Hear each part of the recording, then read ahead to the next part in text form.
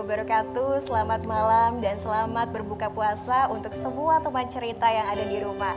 Senang sekali saya Ajeng Mawanda dan juga teman-teman dari Storyline dapat kembali menjumpai teman cerita yang ada di rumah lewat jalan cerita hari ini.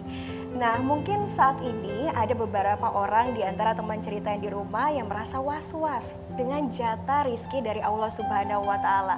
Namun harusnya sebagai umat Muslim kita tidak perlu terlalu khawatir tentang rizki, karena dalam Al-Quran Allah Subhanahu wa Ta'ala telah berfirman dalam Quran Surat Saba ayat 24, katakanlah, siapa yang memberi rizki kepadamu dari langit dan bumi? Katakanlah, Allah. Nah, teman cerita yang ada di rumah, kita akan membahas hal ini tentunya masih dengan Ustadz Akmal dan juga ada seorang teman cerita spesial yang hadir hari ini, ada Arman Bito. Assalamualaikum, apa kabar Arman? Waalaikumsalam, alhamdulillah baik. Alhamdulillah. Nah, Arman ini kemarin sempat berjuang Ustadz untuk mengikuti kata hatinya, untuk lebih mendekatkan diri kepada Allah, itu adalah niatnya. Bagaimana sebenarnya jalan cerita dari Arman ini? Ya, Assalamualaikum warahmatullahi wabarakatuh. Waalaikumsalam warahmatullahi wabarakatuh. Hari ini mungkin genap kurang lebih 3 tahun saya berhenti dari salah satu lembaga ribawi.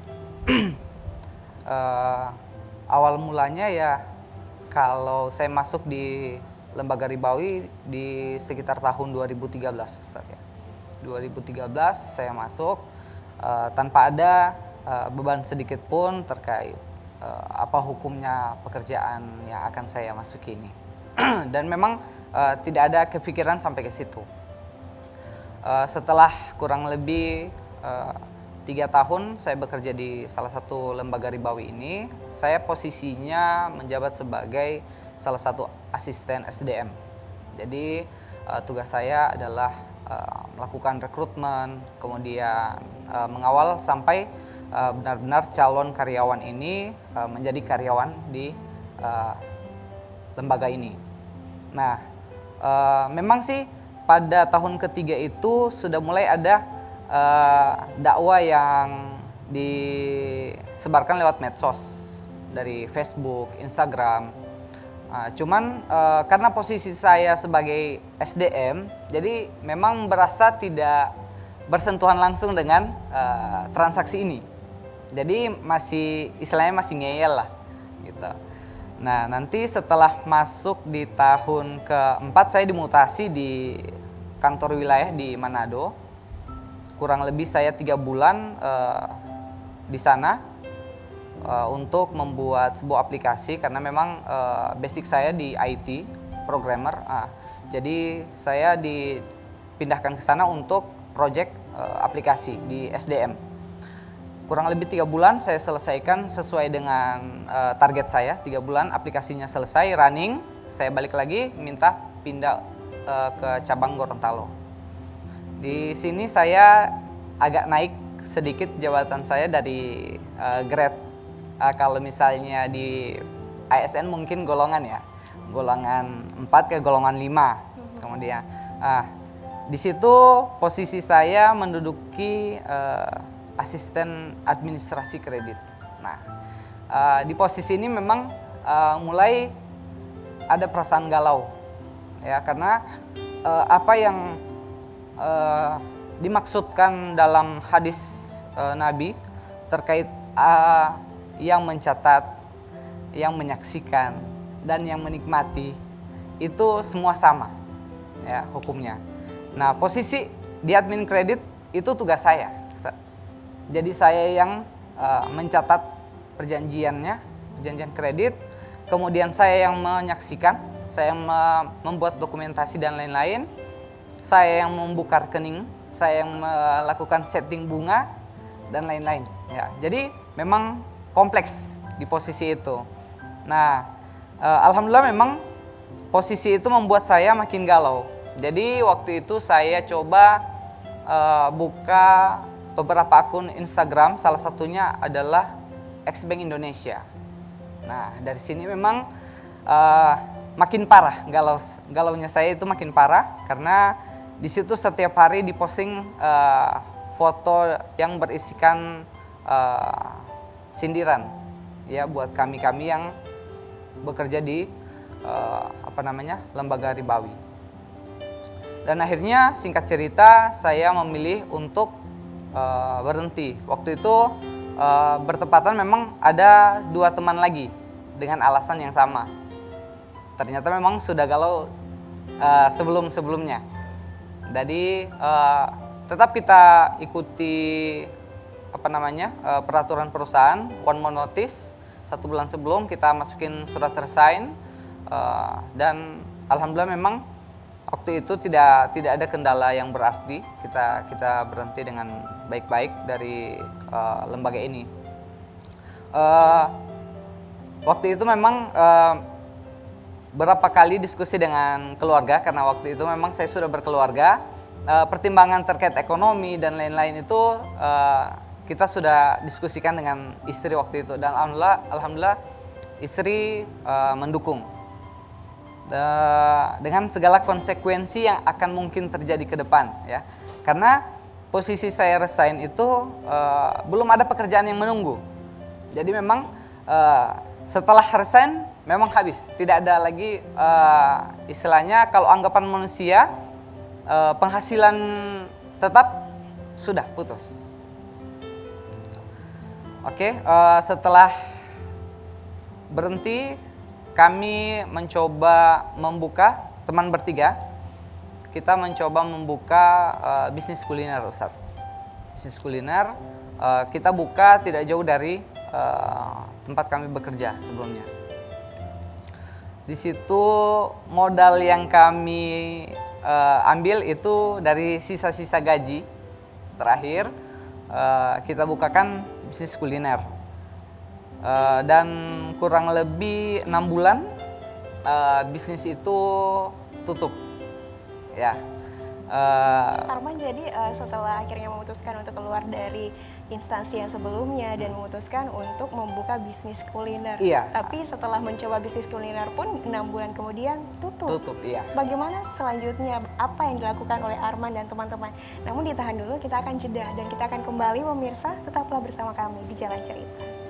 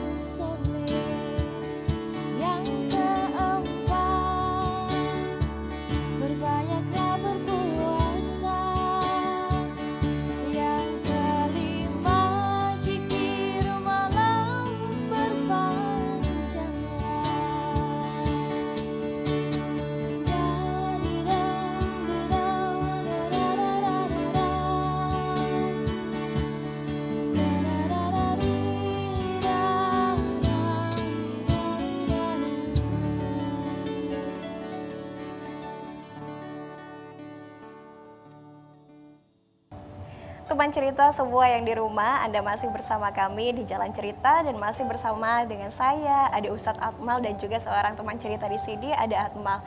Akmal, bagaimana tadi ceritanya setelah akhirnya memutuskan untuk baiklah saya keluar dan membuka lagi untuk kuliner, tapi ternyata gagal. Apalagi yang dilakukan oleh Arman saat itu? Iya, karena memang sebelum di Lembaga Ribawi ini saya memang dengan teman-teman yang lain itu ada channel terkait IT, perbaikan komputer dan lain-lain. Saya coba bangun kembali, saya coba bangun kembali terkait bisnis jasa. Ya, saya coba bangun kembali dan alhamdulillah memang dari situ saya kumpul modal sedikit demi sedikit, Ustadz, waktu itu. Karena memang apa yang kami pikirkan dulu bahwa bisnis itu kunci suksesnya adalah dari modal, ternyata salah. Ya. Jadi kita coba kembali ke titik nol. Kita kembali lagi ke titik nol tanpa punya apa-apa. Dan pernah waktu itu mungkin sudah memang kehabisan sama sekali dari sisi materi, memang tidak bisa lagi untuk membeli kebutuhan anak-anak. Ya cukuplah buat makan, Ustadz ya. Nah, dan alhamdulillah berjalan dengan lancar, Ustadz ya. Mulai kembali dengan channel-channel konsumen-konsumen yang dulu pernah saya maintain sebelum masuk di Lembaga Ribawi ini. Mulai terbangun satu persatu dan alhamdulillah sampai dengan sekarang channel itu malah kita bangun kembali lagi, perluas lagi menjadi teknologi AC dan maintenance. Masya Ya. Allah. Jadi alhamdulillah dengan salah satu merek AC di Indonesia, mereka support sama kita. Mereka siapkan modal tanpa harus dibebani sama bunga dan lain-lain yang terkait riba. Dan alhamdulillah sampai sekarang bisnis itu sudah jalan dengan baik. Masya Allah, jadi ternyata setelah meninggalkan pekerjaan yang awalnya membuat Arman tidak merasa tentram dan nyaman, akhirnya Allah menggantikan dengan pekerjaan yang sekarang ini. Berapa lama durasi untuk bisa settle seperti sekarang ini? Kurang lebih proses hijrahnya itu 2 tahun, Ustaz. Masya Allah, 2 tahun. Dan dari situ kita belajar bahwa rezeki itu memang benar-benar Allah yang atur. Ya. Kadang sebelum buat saudara-saudara kita yang masih berada di lingkungan pekerjaan seperti ini, cukup mengkhawatirkan beberapa hal yang sebenarnya tidak akan terjadi ya. Jadi ekspektasi mereka terlalu tinggi. Tapi apa yang kita alami setelah keluar dari situ memang ada proses pencucian ya. Dari apa yang kita lakukan selama kurang lebih 5 tahun. Kalau saya pribadi 5 tahun, ada proses pencucian. Dan dari awal memang sebelum memutuskan resign memang sudah kepikiran bahwa apapun yang akan terjadi nanti, bismillah ya, kita terima dengan lapang dada. Apa yang mungkin selama ini kita nikmati tidak sebanding dengan sebenarnya dari sisi nominal yang kita nikmati selama ini, sebenarnya yang kita cari berkahnya ya. Itu yang saya cari selama ini, berkahnya bukan nominalnya gitu. Baik, berkahnya bukan nominalnya. Namun untuk akhirnya setelah keluar dari yang dulu dan mendapatkan yang seperti sekarang ini, dia sudah bisa membuat Arman nyaman.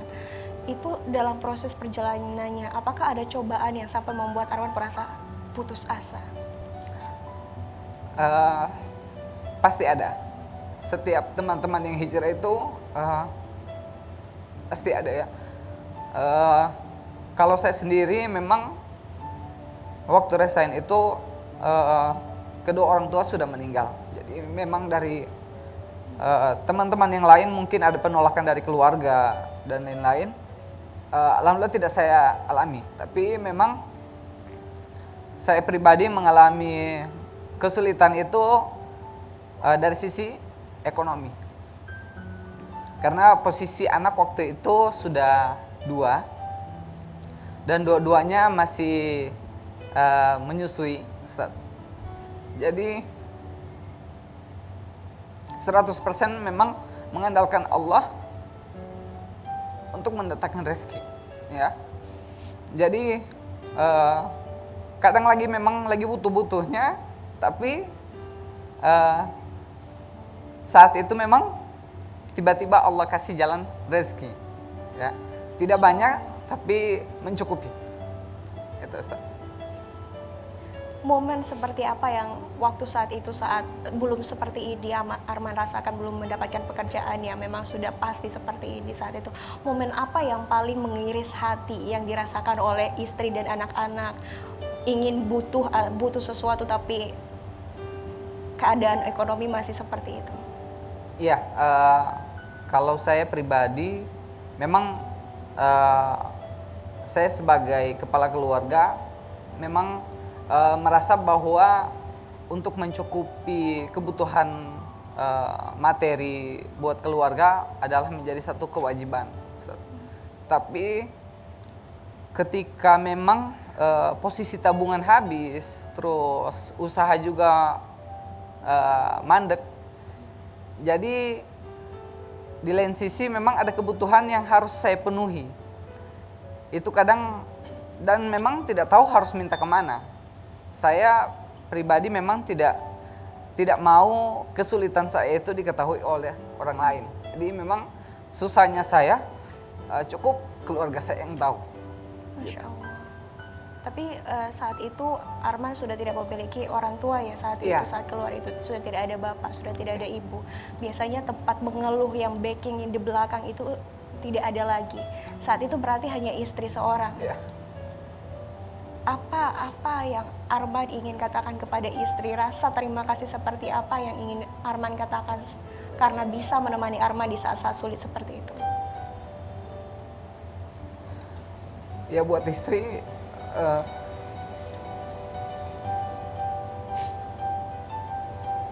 saya merasa beruntung, ya, mendapat sosok istri yang benar-benar mampu menemani proses hijrah saya yang waktu itu memang benar-benar berat.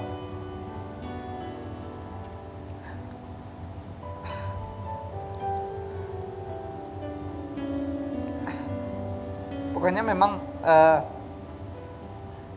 rasa syukur saya pada Allah Subhanahu wa Ta'ala, salah satunya yang telah memberikan saya sosok istri yang benar-benar bisa menerima saya pada saat berada di atas maupun berada pada titik paling rendah. Masya Allah, beruntung sekali karena ada orang yang mau menemani walaupun di titik terendah seperti itu.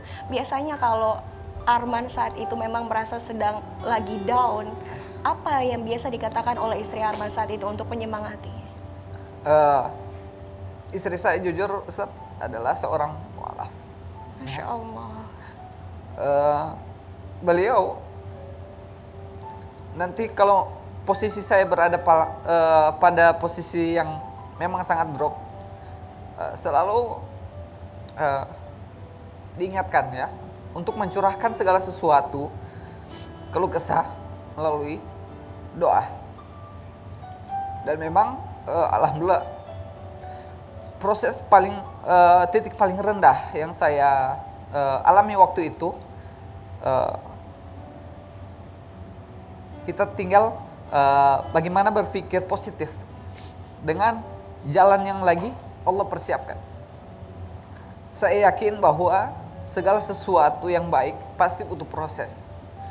Begitupun proses hijrah saya secara pribadi, saya yakin bahwa Allah masih sementara menyiapkan jalan terbaik buat saya pribadi dan keluarga sampai berada pada titik saat ini. Masya Allah, Ustadz.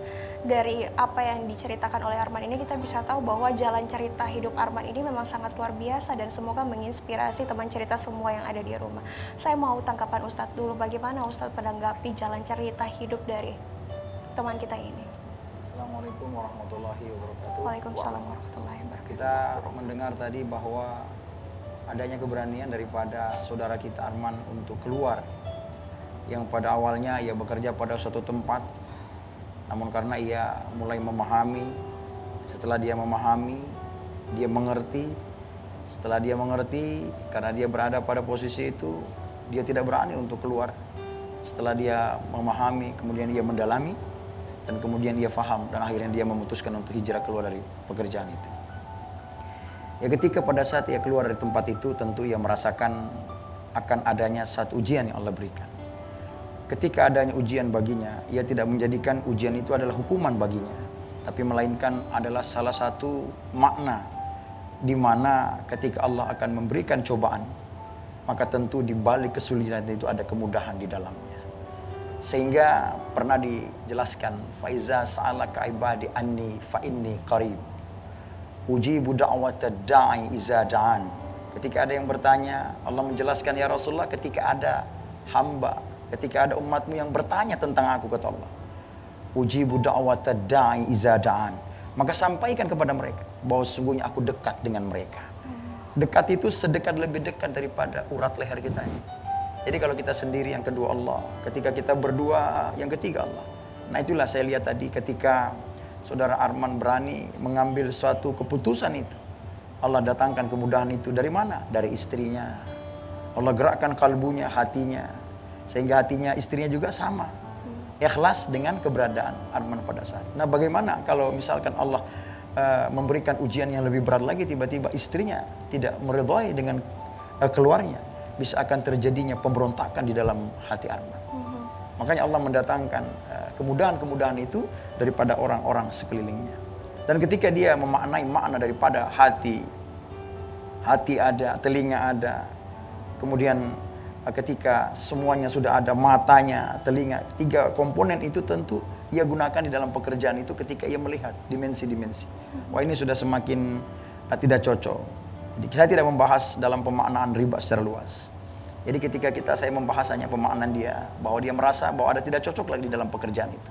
Sehingga pada makna itu yang merasa keluar dari situ, sehingga disitulah bagaimana pondasi penting dalam hatinya. Sehingga ada ketika orang-orang yang tidak mampu menggunakan hatinya secara baik. Orang-orang tidak mampu menggunakan matanya secara baik.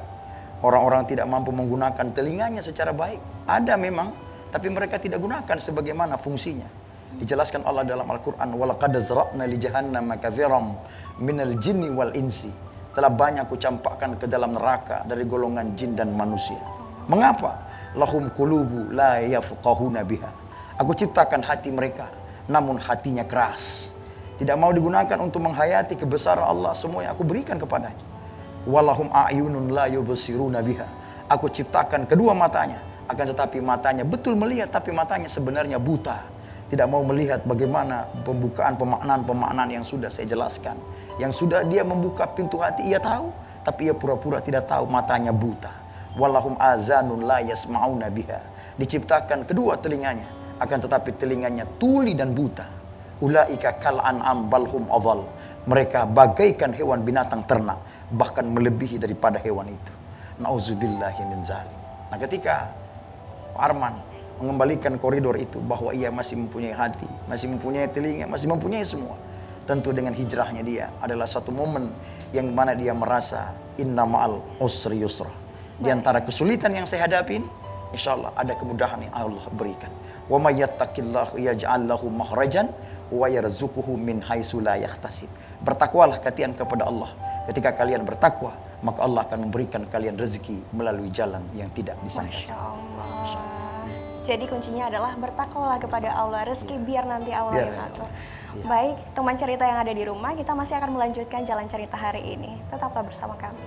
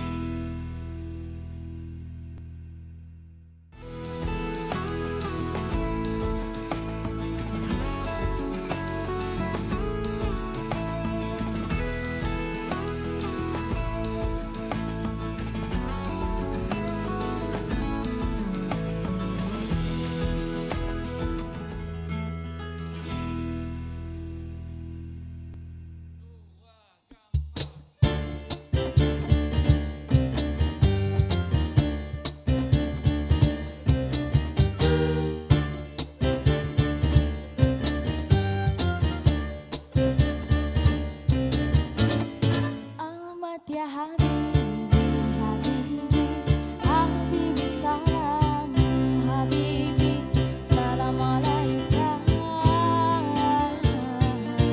Habibi,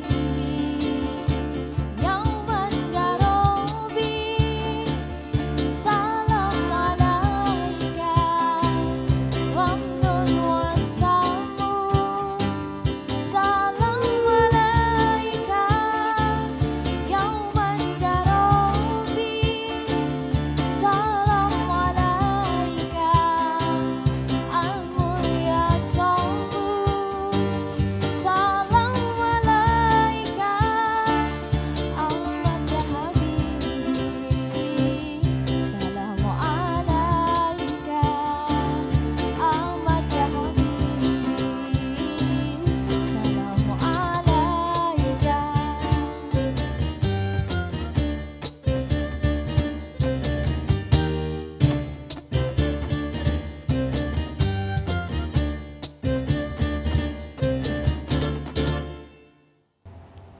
Teman cerita yang di rumah, Anda masih bersama kami di Jalan Cerita tentunya, dan masih ada seorang teman cerita inspiratif yang ada bersama saya saat ini, ada Arman dan juga masih ada Ustadz Akmal di sini. Ustadz Akmal, apa kira-kira pesan untuk teman cerita kita hari ini, Arman, agar bisa tetap istiqomah di jalan ini? Baik. Untuk pesan bahwa ketika niat, innamal a'malu binniyati wa innamal likulli imri'in ma nawa. Faqala hijratuhu ilallahi wa rasuli fa hijratuhu ilallahi wa rasuli.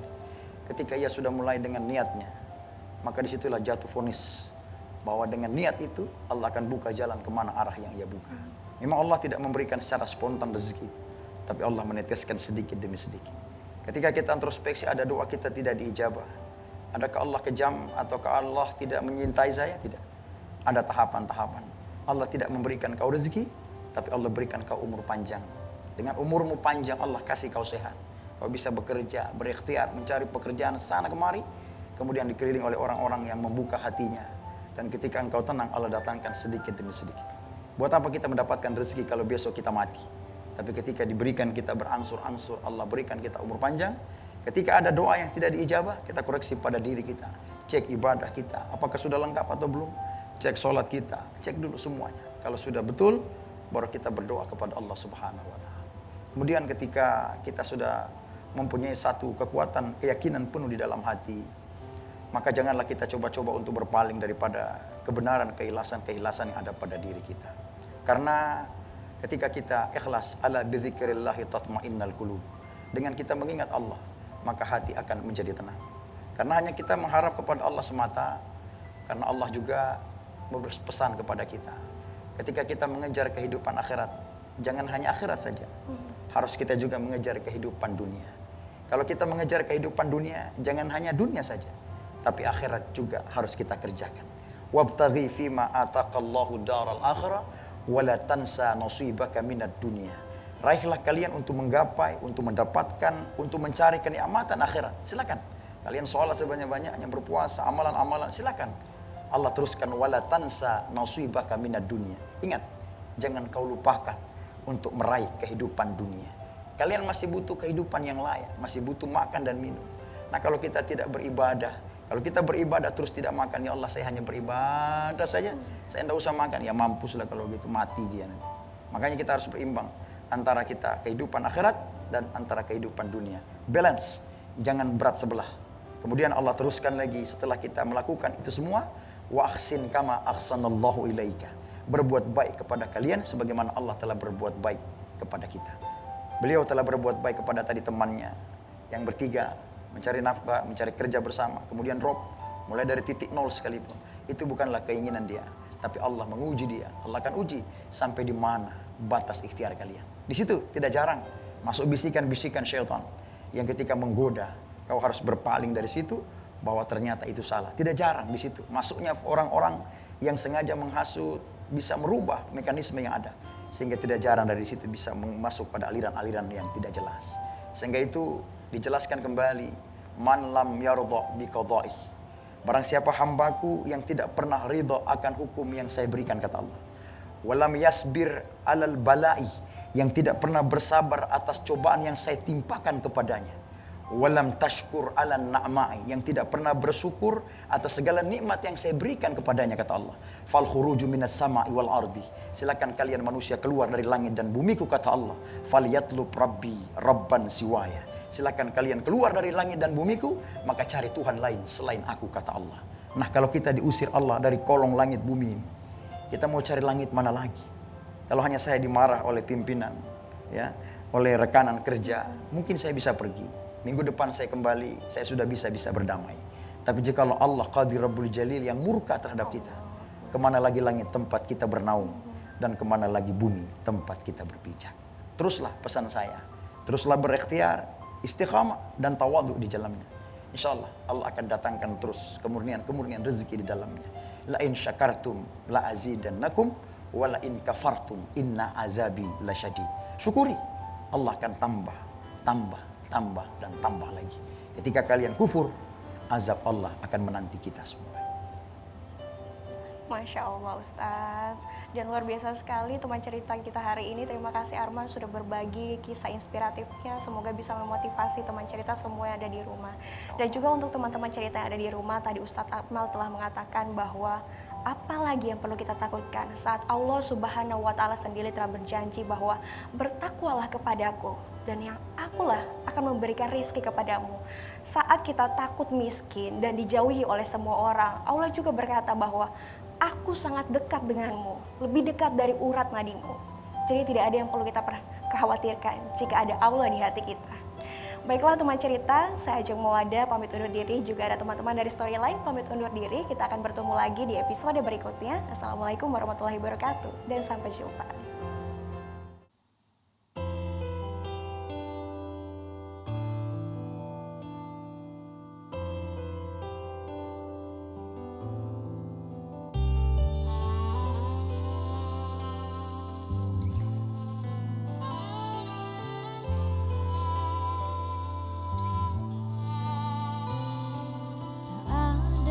Jalan yang tanpa tujuan, tak ada cerita tanpa perjuangan, tak ada hidup tanpa kesalahan, hadapi tanpa penyesalan.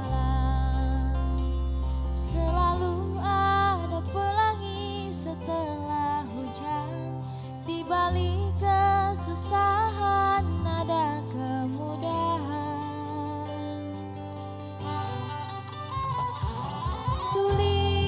Tuliskan jalan cerita, terus berjuang dan selalu berdoa.